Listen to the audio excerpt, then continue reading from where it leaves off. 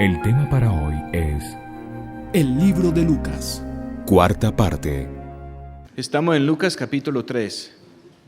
En el año 15 del imperio de Tiberio César, siendo gobernador de Judea Poncio Pilato, y Herodes tetrarca de Galilea, y su hermano Felipe tetrarca de Iturea y de la provincia de Traconite, y Lisanías tetrarca de Abilinia, siendo sumos sacerdotes Anás y Caifás, vino palabra de Dios sobre Juan, hijo de Zacarías, en el desierto.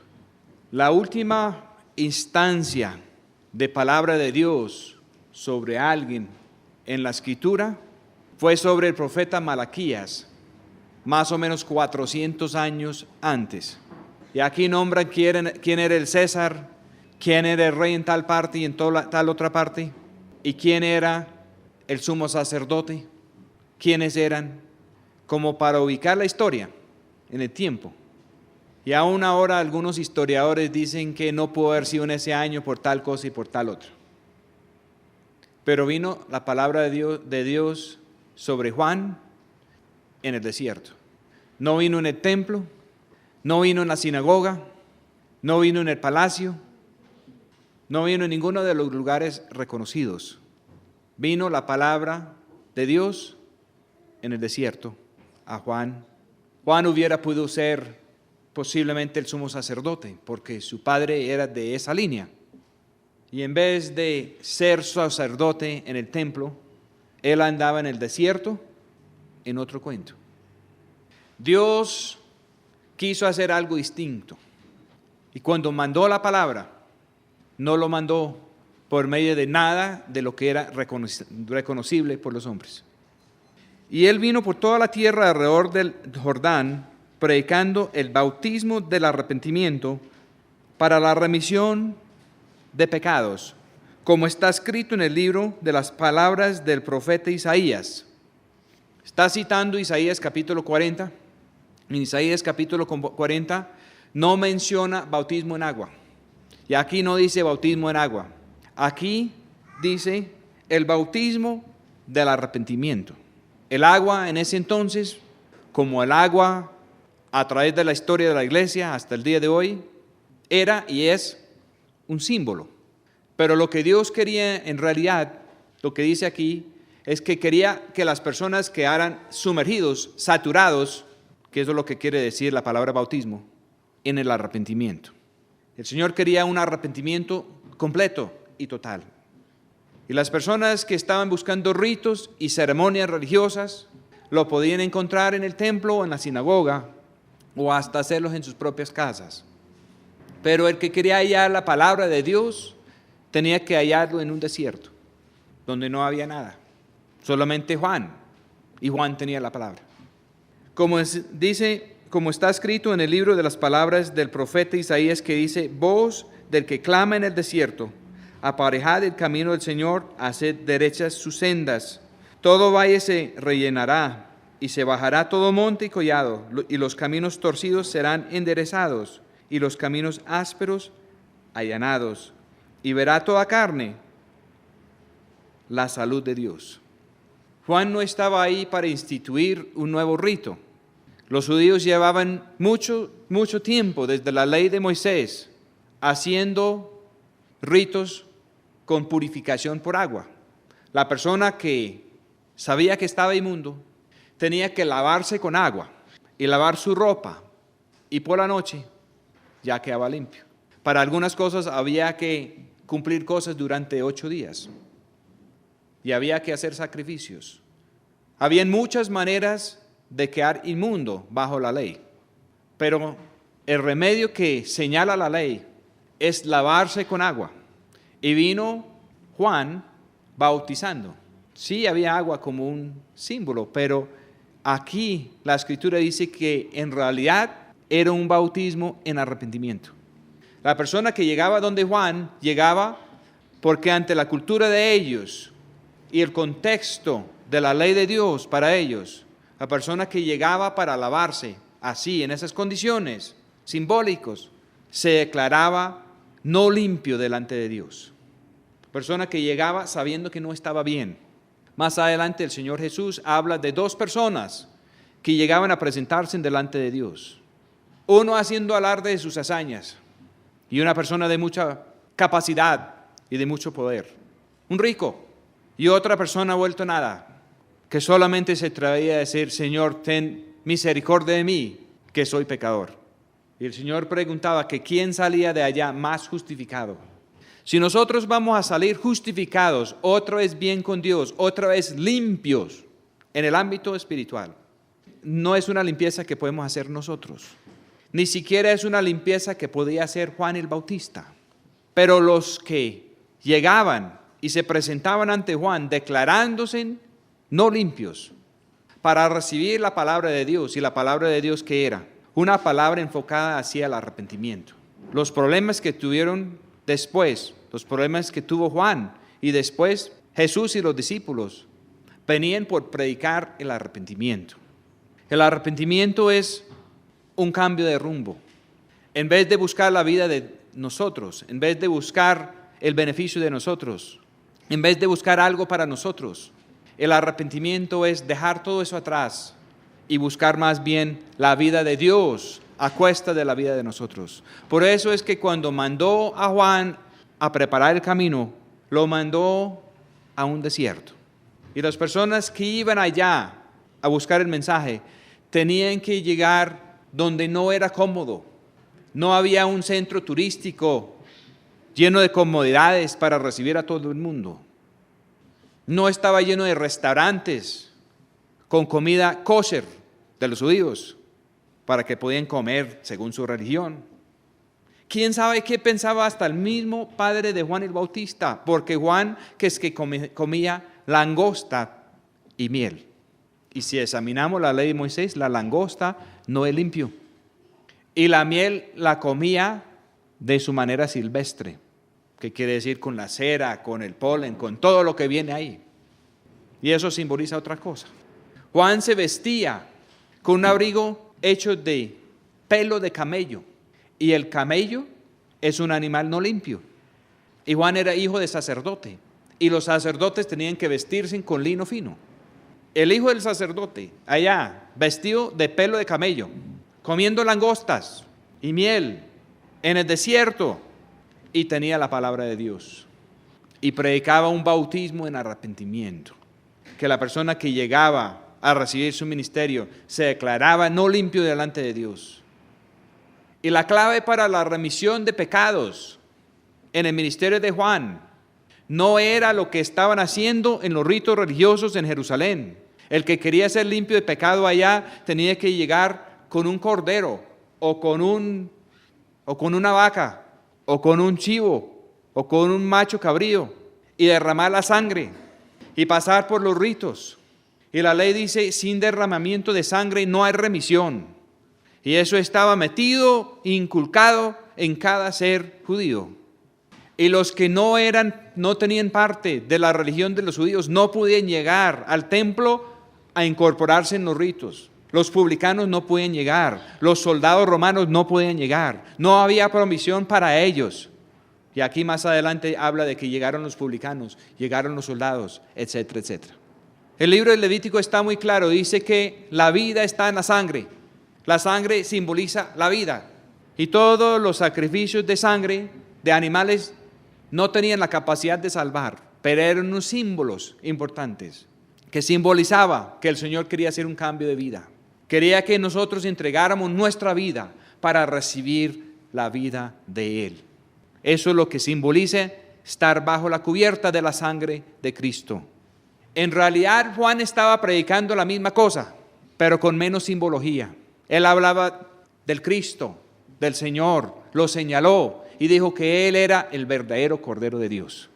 Él predicaba un bautismo en arrepentimiento para que la persona llegara a declarar que su vida que llevaba no estaba bien y que necesitaba un cambio y que necesitaba algo que solamente Dios podía hacer.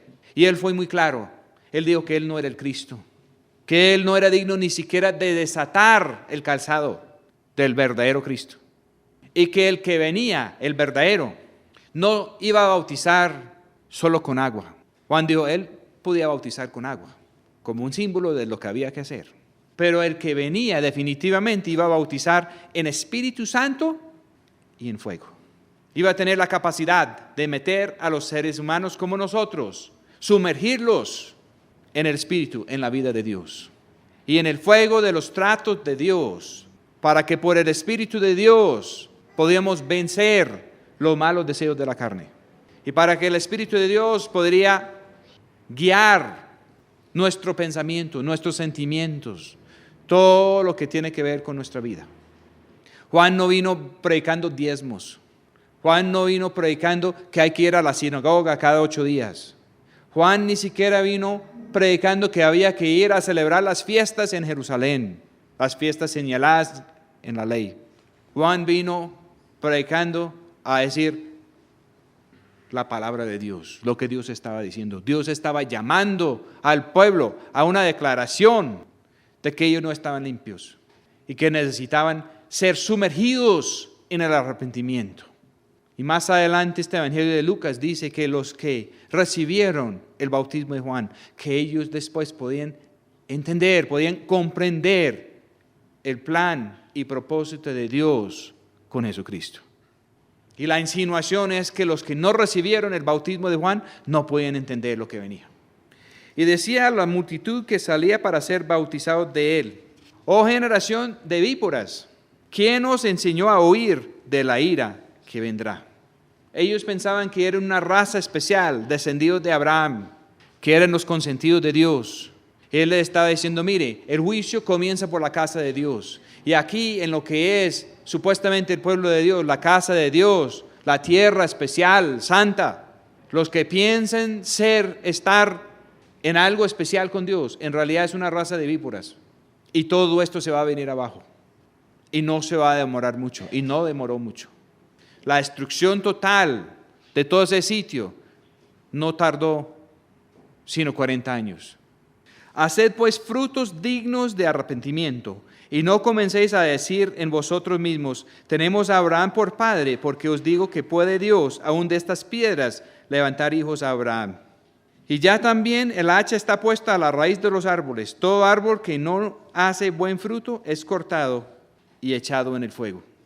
El hombre natural, descendiente de Adán, y no importa si pasó por Abraham, por David, por donde fuera la línea, si no tiene la vida de Dios, si no tiene el Espíritu de Dios, no puede hacer buen fruto. Todas las obras de justicia de nosotros, dice el profeta Isaías, son como trapo de inmundicia. Todas las obras de nosotros que pensamos que pueden ser lo mejor, no tienen más capacidad que las obras de Caín. Él trabajó fuertemente, trabajó mucho, cultivó y llevó del producido de la tierra a Dios, y Dios no lo aceptó. No aceptó su ofrenda y no aceptó a él. ¿Por qué? Porque lo que hacemos nosotros en la vida de nosotros nunca, jamás puede agradar a Dios. Todo el trabajo que queremos hacer nosotros está perdido. El hermano de Caín sabía. Él fue y mató una ovejita, derramó la sangre y llegó a Dios de una manera que agradó a Dios. Porque él llegó a Dios diciendo: yo merezco la muerte como esta ovejita, pero Dios va a hacer la provisión para mí en el Señor Jesucristo. Sin pacto de sangre no hay nada que hacer. Dios había enseñado eso a Adán y Eva, porque cuando los encontró desnudos tratando de taparse con hojas de higuera, los trató, los expulsó, pero los vistió con delantales de cuero. Desde entonces, delantales de cuero, cintos de cuero han sido una de las marcas, una de las señales de los verdaderos profetas de Dios. Los que están bajo un pacto de sangre con Dios, porque no es posible recibir un cuero de un animal sin matar el animal. Y Dios mismo instituyó ese símbolo con Adán y Eva. Y hasta cuando llegó el Señor Jesús y encontró que la higuera no tenía el fruto que él estaba buscando. No lo tenía, no pudo tapar la desnudez de Adán y Eva, no pudo producir el fruto de justicia que Dios estaba buscando. Y aquí Juan el Bautista dice que el árbol que no produce, que no hace buen fruto, será cortado. El árbol de la raza de Adán se viene abajo. Y el único árbol que produce buen fruto es la que viene de la vida del Señor Jesús. que es el verdadero árbol de vida. Y si nosotros no hallamos nuestra vida en Él, no vamos a poder hacer buen fruto. Y es por el fruto que se conoce quién es y quién no es. Y ellos le preguntaban diciendo, pues, ¿qué haremos? Nadie había tenido un ministerio antes como Juan. Cuando preguntaban a los sacerdotes o a los levitas, ¿qué haremos? Pues tenían toda una cantidad de leyes. Tenían los 5 libros de Moisés llenos de leyes y otro resto que ellos habían agregado. Y ponían a la gente a hacer una cantidad de actos religiosos que no los podían salvar. La promesa con Juan era que iban a ver la salvación de Dios. La salvación de Dios vino en persona, en la persona del Señor Jesús. Y a través del ministerio de Él, de la vida de Él, de la muerte de Él, de la resurrección de Él, se abrió el camino para que cualquiera que entra por la puerta del arrepentimiento puede recibir el bautismo en el Espíritu Santo. Y el Espíritu Santo es la vida del Señor Jesús. Y los que vieron al Señor Jesús cuando estuvo aquí, tenían una cosa. Pero ahora la vida del Señor Jesús puede estar en cualquiera de nosotros. Y todos lo pueden ver. Lo pueden ver o no ver. Y el daño que han hecho personas religiosas que dicen tener la solución con dogmas, con ritos, con experiencias religiosas, pero si no tienen la vida del Señor Jesús, no tienen la solución. Y el mejor de los ministros de Dios, como Juan, tienen sus limitaciones. Juan decía, yo a la verdad puedo bautizar en agua, pero el que viene detrás de mí, Él es el que bautiza en Espíritu Santo y en fuego. Ninguno de nosotros tenemos la capacidad de bautizar en el Espíritu Santo ni en fuego. Eso solamente lo hace el Señor. Pero Él puede usar a cualquiera de nosotros para allanar el camino. Ellos le preguntaban diciendo, pues, ¿qué haremos? ¿Qué haremos? Zacarías, el padre de Juan el Bautista, hubiera podido responder a decirles, bueno, está la fiesta de la Pascua y se celebra por 8 días así, y hay que conseguir un cordero y matarlo y comerlo en estas condiciones, y hay que ir a Jerusalén, y hay que lavarse y purificarse, y hay que comer la comida así y asá, y aquí está la ley de Dios, y los sacrificios se hacen de esta manera, y después hay la otra fiesta y la otra. Pero eso no es lo que respondió Juan. Versículo 11 de Lucas capítulo 3. Y respondiendo les dijo, el que tiene 2 túnicas, dé al que no tiene. Y el que tiene que comer, haga lo mismo. Es que hay cosas que solamente Dios puede hacer. Si nosotros vamos a tener salud, la vida de Él, solamente Él lo puede poner en nosotros. Pero si nosotros queremos saber qué hacer, básicamente el mensaje es, ten corazón para los que están en problemas. Y eso es la seña de que Dios sí está tratando con nosotros. La persona que busca utilizar las cosas de Dios para el beneficio propio, no ha entrado, no ha entendido. Todo iba a venir al suelo. Todas las cosas que ellos estaban tratando de conseguir. La ciudad de Jerusalén iba a quedar arrasada. ¿Y cuándo iba a pasar eso?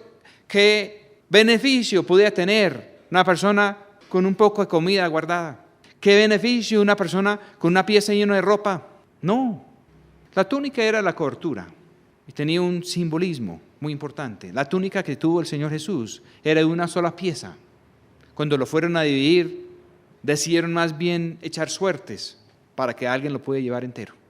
La cobertura que da Dios no viene por pedazos.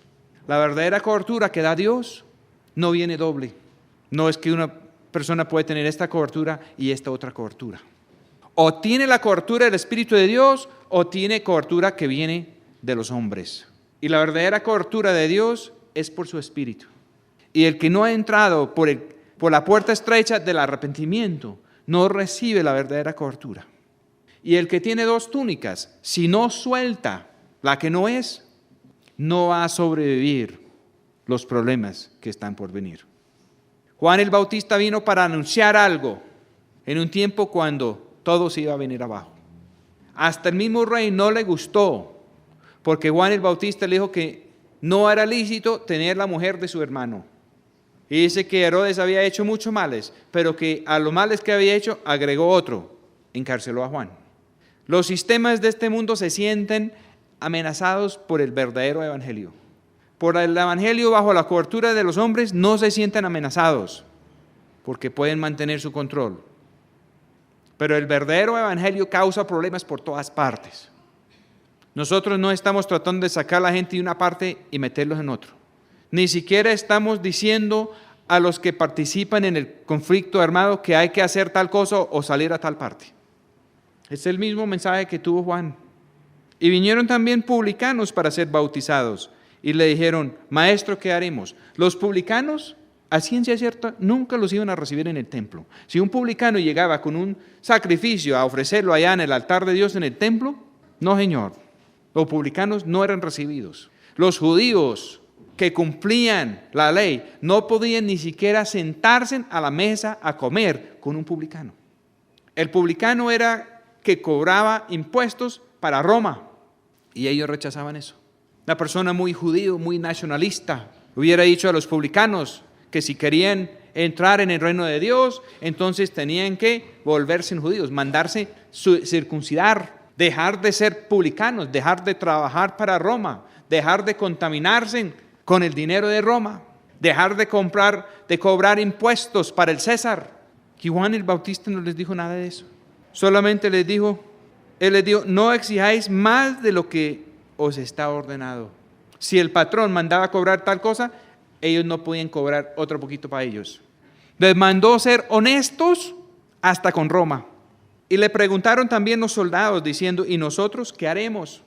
¿Qué hubiera hecho Juan el Bautista si le hubieran llegado los guerrilleros, si le hubieran llegado los paramilitares, si les hubieran llegado los del ejército, si les hubieran llegado los de la policía? ¿Qué hubieran dicho? Pues la respuesta está aquí. Y la respuesta de Juan el Bautista no era, si van a seguir de verdad a Dios, entonces tienen que botar estas armas y ir a hacer otra cosa. No, eso no fue la respuesta. La respuesta está aquí. Y les dijo, no oprimáis, ni acuséis falsamente a nadie, y estad contento con vuestros salarios. ¿Cuántas personas cuando tienen autoridad en algún grupo han utilizado el poder de las armas para oprimir, para acusar falsamente o para conseguir dinero que no les pertenece? Este es el mensaje de Dios a los guerrilleros. Este es el mensaje de Dios a los paramilitares. Este es el mensaje de Dios a los soldados. Es el mensaje de Dios a los policías. Curiosamente, un amigo mío, el coronel Armando Cifuentes, retirado, fue el que hizo las primeras Biblias camufladas para nosotros y mandó poner este versículo en la Biblia, en toda la carátula. Y he estado ahí personalmente repartiendo Biblias a los soldados y los he visto sentarse en alguna parte con la Biblia en las manos y leer solamente este versículo y comenzar a llorar.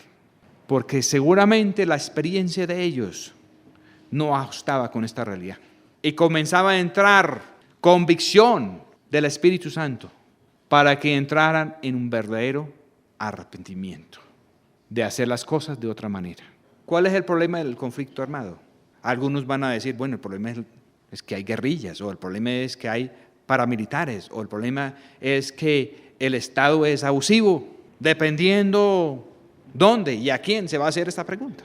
Pero el problema más grande, al fondo, es que tenemos personas con armas que están oprimiendo, que están acusando falsamente y están tratando de conseguir más de lo que les pertenece.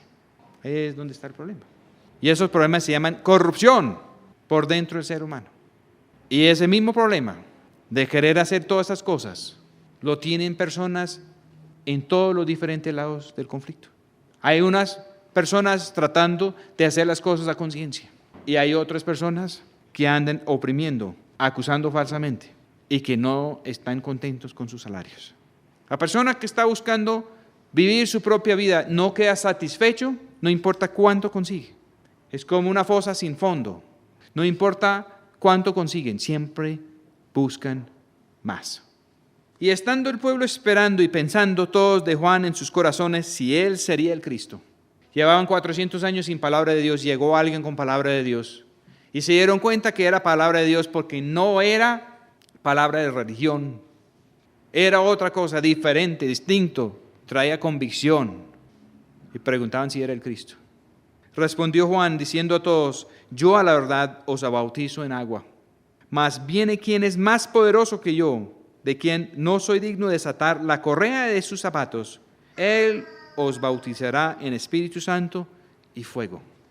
Una cosa muy curiosa del desierto era que nadie podía andar en el desierto sin zapatos. La persona más acostumbrada a andar a pie limpio no podía soportar el calor del desierto y las rocas filudas del desierto. Cualquiera que iba a hacer un viaje ahí en el desierto, y había que viajar por el desierto para llegar donde Juan, porque Dios le dio la palabra allá en el desierto. Y había que hacer una preparación para el viaje.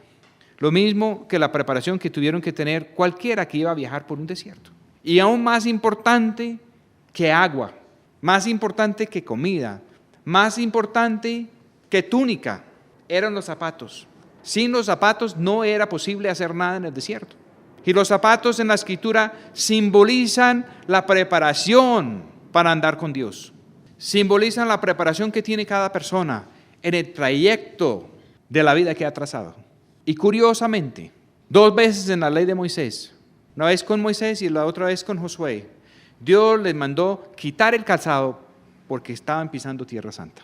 Y con eso Él les quiso decir que la preparación que hacen los hombres, la preparación que Moisés tuvo en Egipto y también la preparación de aprender la ley de Dios escrita que tuvo Josué en compañía de Moisés, no era la preparación que Dios estaba buscando.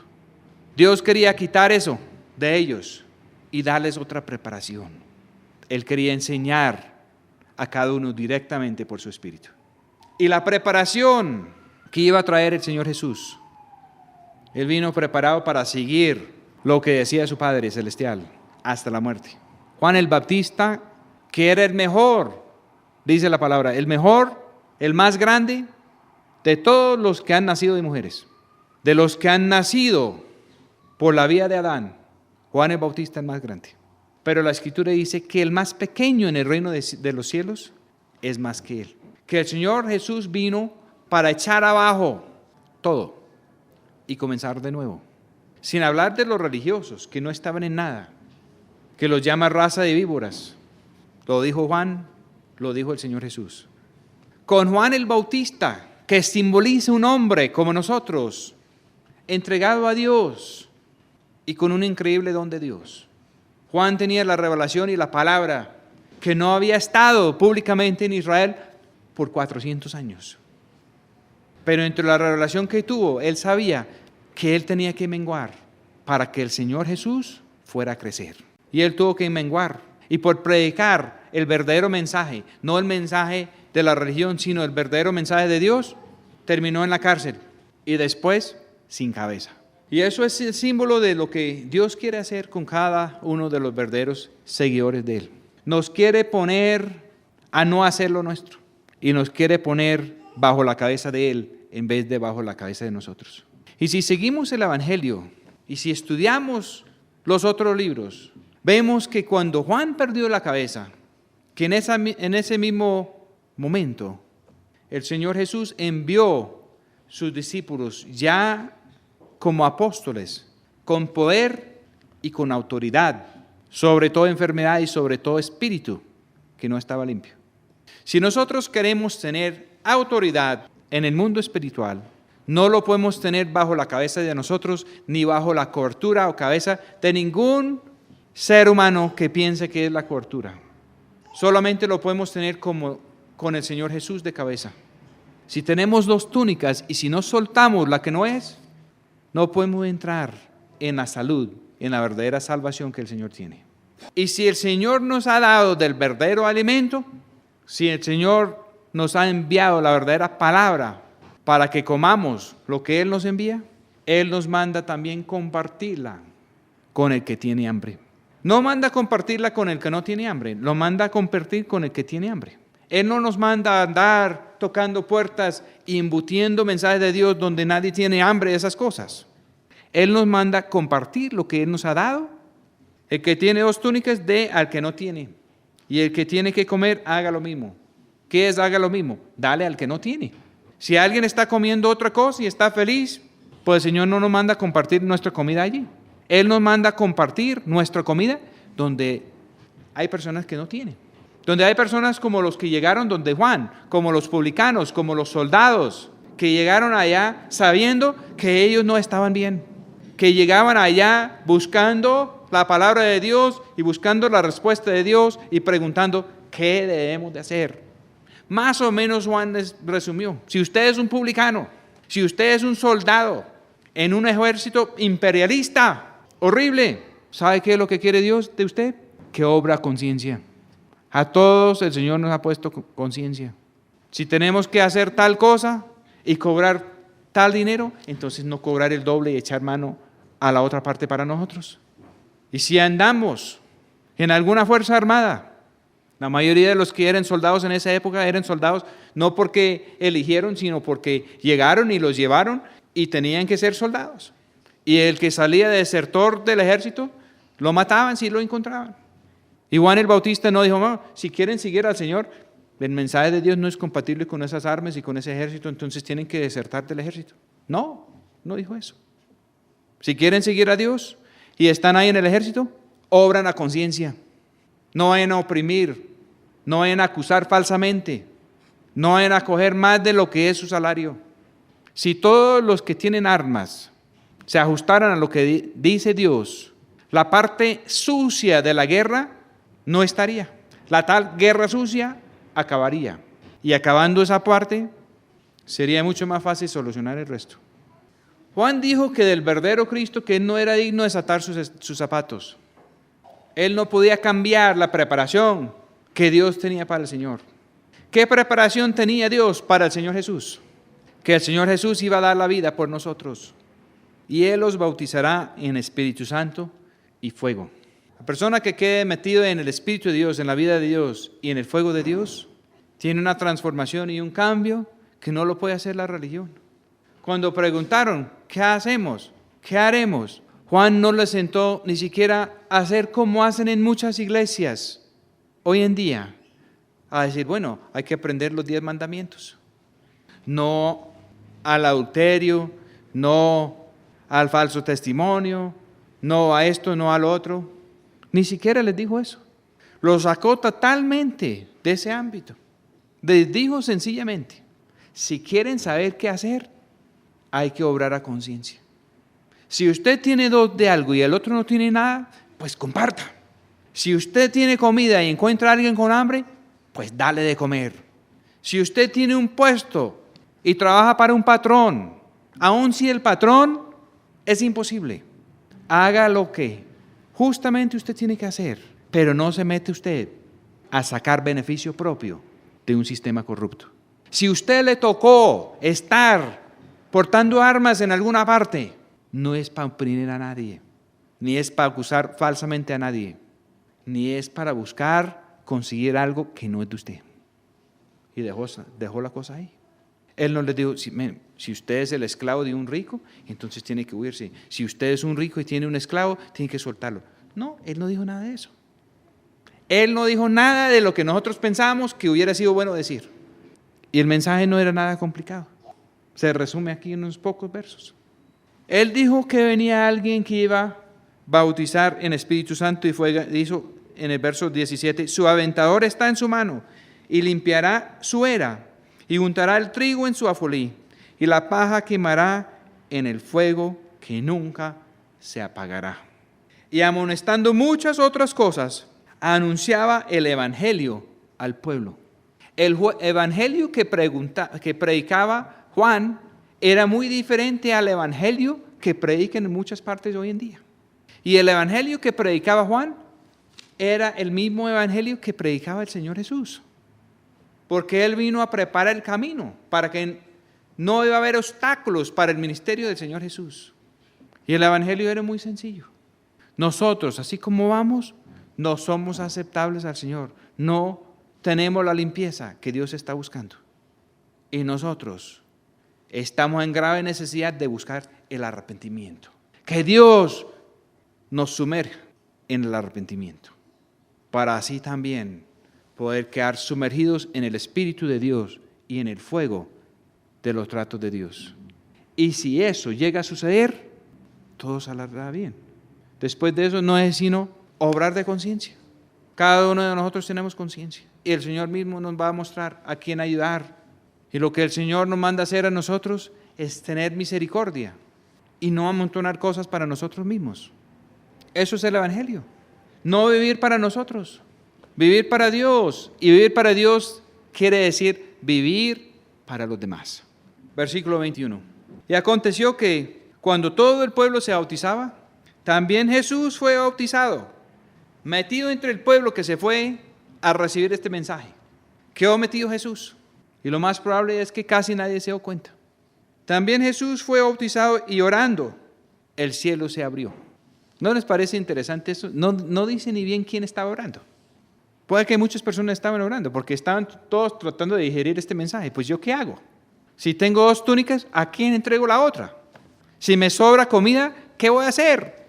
Todo el pueblo, un poco de publicanos y soldados y todo el mundo allá. Y en medio de todo eso, alguien estaba orando. Juan hubiera podido estar orando. El Señor Jesús pudo haber estado orando. Muchas personas en la multitud pudieron haber estado orando. Y no era una oración así público de ceremonia, porque si hubiera sido así, estaría aquí anotada la oración, si hubiera dependido de eso. Pero el verdadero significado de la palabra oración quiere decir estar en comunión con Dios, para expresarnos ante Dios, pero más que todo para escuchar a Dios. Había un poco de gente ahí que querían tener un contacto directo con Dios y no lo habían tenido en mucho tiempo. Nadie había tenido un contacto así, nadie había tenido palabra de Dios así en 400 años. Y antes de eso, aún escaso. Y de vez en cuando un profeta con contacto con Dios. Y lo normal era que los seres humanos llevaban miles y miles y miles de años y los contactos de Dios muy escasos. Y el cielo, donde quedó la presencia de Dios, quedó cerrado ante la tierra. Después de que Adán y Eva fueran expulsados del paraíso, de la presencia de Dios, no era posible que el ser humano en su propia vida volviera a la presencia de Dios. Todo era cerrado y Dios estaba allá arriba y los hombres aquí abajo. Y el contacto era muy esporádico. O aún cuando grandes hombres tuvieron encuentros y experiencias de visiones, muchas veces era como Jacob cuando vio una gran escalera y allá arriba había algo y unos ángeles que subían y bajaban. Pero Jesús se metió allá a ser bautizado entre la gente. Dice en otro evangelio que Juan no quiso hacerlo. Él dijo que él no era digno de bautizar al Señor Jesús. Y el Señor Jesús dijo que era necesario para cumplir todo. Y estaban en eso y alguien estaba orando y los cielos se abrieron. Y ese contacto directo con Dios, con el Padre, que se había perdido y que había sido tan escaso a través de 4,000 y pico de años, se restableció ahí. Y descendió el Espíritu Santo sobre él en forma corporal, como paloma. Pues aquí puede haber malentendido porque muchas personas ahora dicen que la paloma es el símbolo del Espíritu Santo. No dice que fue una paloma, dice que descendió como desciende una paloma. Y vino sobre él. Y fue hecha una voz del cielo que decía: tú eres mi Hijo amado, en ti es mi placer. Antes de comenzar su ministerio, el Padre aprobaba ya al Hijo. Él llevaba años allá viviendo con José y María. Casi nadie sabía nada. Habían pasado unas cosas y la Escritura dice que María guardaba eso en su corazón porque no sabía bien qué iba a pasar. Y el mismo Jesús comenzaba a ser como de 30 años. Parece que todo esto sucedió en el cumpleaños del Señor Jesús. Y el cumpleaños del Señor Jesús, si tuviéramos tiempo de examinar otras escrituras y otras profecías, parece que pudo haber sido en el día del año nuevo de los judíos, en el calendario sagrado, que es la fiesta de trompetas, que hubiera sido el primer día del 7º mes. Eso coincide con muchas profecías. Era el día de estar tocando trompetas y los sacerdotes estaban haciendo una cantidad de ritos allá en la ciudad y ellos estaban allá en el monte. Y mientras que los otros tocaban las trompetas que simbolizan cuando Dios habla, los que estaban allá en el monte, que no estaban con los otros sacerdotes haciendo los ritos de la fiesta de trompetas, sonó la verdadera trompeta, que es la voz de Dios. Sonó desde el cielo. Juan el Bautista lo señaló. Pero el otro testimonio fue el Espíritu que descendió. Y el tercer testimonio fue el mismo Padre que habló. Porque toda cosa importante ante Dios se hace con 2 o 3 testigos. Juan habla de esos testigos más adelante en el Nuevo Testamento. Pero hay otra cosa que sucedía. Era el costumbre de los judíos, cuando cumplían 30 años, entregar la herencia en vivo al muchacho. En algunos países se cree que la mayoría de edad ya es a los 21 años o a los 18, según las leyes de cada pueblo. Pero para los judíos no era a los 18 ni a los 21, era a los 30. Si eran sacerdotes, podían entrar a su ministerio a los 30. El que iba a recibir la herencia, si era el primogénito, recibía una doble porción de la herencia. Recibía lo que iban a recibir los demás hermanos y una porción más. Y el Señor Jesús recibió su herencia de su verdadero Padre, que era, según el Evangelio de Juan, capítulo 3, el Espíritu sin medida. Lo recibió ahí. Y podemos pensar que el Espíritu sin medida, iba a hacer muchas cosas. Pero al tener tiempo a estudiar, lo primero que hizo el Espíritu fue meterlo más profundamente en el desierto por 40 días, sin nada que comer, para ser tentado por el diablo, para ser probado. Eso lo hemos tocado en otro mensaje. Muchas personas piensan que al recibir el Espíritu Santo, que las cosas van a mejorar. Y sí, es verdad que mejoran, pero también vienen las pruebas. Porque el Espíritu Santo no es para fomentar la vida de nosotros, es para fomentar la vida de Dios en nosotros. Y si nosotros utilizamos el Espíritu Santo para conseguir cosas para nosotros, para la vida de nosotros, los planes de Dios quedan frustrados. Y el Señor tiene que buscar otra persona para hacer lo que hubiera hecho con nosotros. Cuando el Señor Jesús comenzó a ser de 30 años, y curiosamente aquí Lucas mete la genealogía del Señor Jesús. Nadie puede ser rey en Israel ni sacerdote sin saber de qué raza es. Y el Señor Jesús era sacerdote de otro orden y también era rey. Y 2 veces en la Escritura, una vez en Mateo y otra vez aquí, se da la línea del Señor Jesús. Mateo lo da desde Abraham y desde el rey David en 3 grupos de 14. Y eso ha sido también tema de otro mensaje. Y el Evangelio de Mateo menciona varias mujeres que figuraron en la línea del Señor Jesús. Pero esta línea aquí en Lucas es totalmente diferente. Toda la parte de David hasta Jesús, lo único que queda lo mismo es David y José. Y el resto parece que fuera otra cosa. Y esto ha puesto a la gente a mucha especulación de que una línea es en realidad la de María y la otra es la de José.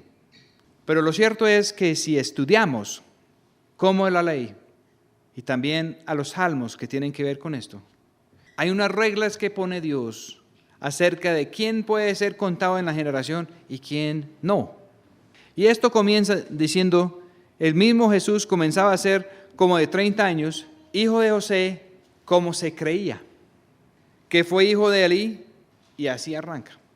Hay muchas posibilidades, porque cuando alguien no pudo tener hijos, entonces su hermano podía tener un hijo y figuraba como el hijo que debe haber tenido esa persona, o si alguien se moría. Pasaban muchas cosas. Para llegar al Señor Jesús, hay una línea según Lucas y hay otra línea según Mateo. Uno queda trazado por un lado y el otro queda trazado por otro lado. Uno viene desde Abraham, que según la Escritura es el padre de la fe, de todos los que tienen fe, de todos los que creen en Dios. Y el verdadero hijo de la fe, el verdadero hijo de Abraham, en este sentido, es el Señor Jesús. El que cree en Dios y el que depende en Dios, no de otra cosa. Y esa línea en la Escritura comienza desde Abraham. Y esta otra línea, que tiene tantos nombres diferentes, y cada uno de esos nombres tiene significado. Y es posible estudiarlos todos y predicar muchos mensajes sobre cada persona. Pero esta línea comienza con Jesús. La otra línea comienza con Adán. Esta línea comienza con Jesús y va desde Jesús hasta Adán y hasta Dios. Y en esta línea de Lucas, el Señor Jesús figura como el segundo Adán, como el Hijo de Hombre que iba a enderezar todo. Y después del Señor Jesús en la Biblia, no hay más líneas. Cuando ya habla de los apóstoles, aún de Pablo y Pedro y los otros, la Escritura no da la línea de ellos, porque ellos todos son parte, como nosotros, si tenemos fe, de la línea de la generación del Cristo, que es la última generación mencionada en la Escritura. El Señor Jesús es el segundo Adán, y el Señor Jesús también es el Hijo de la promesa, el Hijo de la fe. Y para que saliera el Señor Jesús, figuran 7 mujeres en la línea. Por lo menos una de ellas era una mujer que tuvo un comienzo malo. Era una mujer pagana, que la Escritura dice que era una ramera, que es una prostituta del culto pagano. Pero ella entró ¿cómo? Entró por la fe, porque llegaron los espías de Israel, de Dios, y ella los recibió y los protegió. Y luego cuando la ciudad de ella se vino abajo, ellos la protegieron a ella y a toda la familia de ella. Pero la cosa no quedó ahí. Ella resultó casada con uno de ellos y resultó ser una de las bisabuelas del rey David, directamente en la línea del Señor Jesús. Y así habían otras mujeres, como Ruth, la moabita, como Tamar, una mujer que hizo algo muy extraño para salir adelante en la línea del Señor. Todo eso ha sido tema de otro mensaje. Pero hay que entender que el Cristo, donde termina esto, ahora no es solamente el Señor Jesús. El Cristo que es el comienzo de la nueva creación. Ahora es un cuerpo de muchos miembros, según el Nuevo Testamento. Y eso es el Evangelio que Juan estaba anunciando. Y para entrar se requiere el Evangelio del arrepentimiento y del cambio de corazón y del toque por la vida del Espíritu de Dios y del fuego de Dios hasta cambiar el comportamiento egoísta. Y el sitio donde estamos no importa. El Nuevo Testamento dice que en Cristo no importa si la persona es esclavo o si es libre. No importa si la persona es hombre o si es mujer. No importa si la persona es judío o si es griego. Y el Evangelio en el Nuevo Testamento no dice a alguien en una situación a buscar estar en otra situación. No dice al esclavo que busca otra salida. No dice a la mujer que haga otra cosa. No dice al griego que se vuelva judío. Y no dice que la salvación es por ritos y por leyes. No. La salvación en el Nuevo Testamento y así por toda la historia, siempre ha sido por gracia y por fe. Gracia es cuando Dios viene a hacer algo que nosotros no podemos hacer. Gracia es cuando Dios viene y hace una transformación en nosotros. Pero Él no lo puede hacer si nosotros quedamos aferrados a nuestra propia vida. Si nosotros no nos damos de cuenta y si no reconocemos ante Dios que no estamos bien, que no estamos limpios, que necesitamos la vida de Él, y si Él comienza a obrar con nosotros, ¿qué es lo que quiere de nosotros? Él quiere cambiar nuestros apetitos, pero Él quiere que nosotros seamos misericordiosos, que obramos de corazón a los demás y que dejamos a los demás en manos de Él. Juan el Bautista y también Jesús, ambos dijeron que los religiosos de su época eran una raza de víboras, que era una raza que no tenían salida con la vida que tenían ellos, que era una raza de algo que era incompatible con la vida de Dios y además de ser venenoso y capaz de hacer mucho daño a los demás. Y el que quería escapar del destino, de la destrucción a la cual está sentenciado todo ser humano, que la única manera es hacer frutos dignos del arrepentimiento, porque el árbol que no da buen fruto va a venir abajo. Y cuando viene el Señor, va a ser bueno para algunas cosas, para algunas personas, pero para los que no están dando el fruto que Él está buscando, no les va a ir bien. Él dice en parábola tras parábola que el que no perdona el corazón, que el que está haciendo algo mal cuando llega el patrón, que cuando llega el patrón el que está haciendo maldades a los demás de la casa, que le va a ir muy mal. Y Él dice claramente que los que van a estar bien cuando viene Él son los que están haciendo lo que Él mandó a hacer. ¿Qué es lo que Él nos mandó a hacer? Él nos mandó repartir la cobertura de Él. Él nos mandó alimentar a los de la casa con la comida que Él da. El Señor dijo que la invitación a la fiesta de bodas era con unos trajes, con unas túnicas. Y el que llegó sin eso fue echado de la fiesta.